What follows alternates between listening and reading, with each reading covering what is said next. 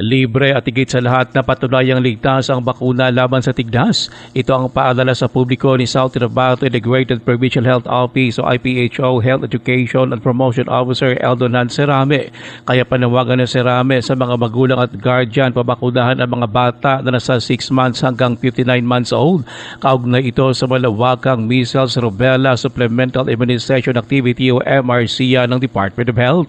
Gagawin ito mula nitong Enero 19 hanggang Pebrero 13. Ayon pa kay Serame, gagawin ang pagbabakuna sa mga fixed post na health centers, rural health units at city o municipal health offices. Dagdag pa ng Serame, maglalagay din sila ng vaccination post sa mga palengke, mall, simbahan at iba pang matataong lugar.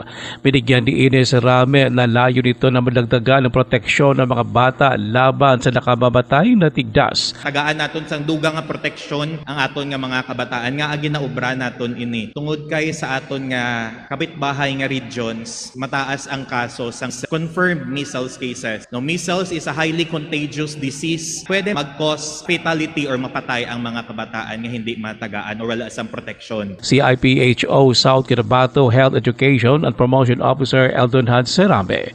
Ruel Osano, NDBC Bida Balita.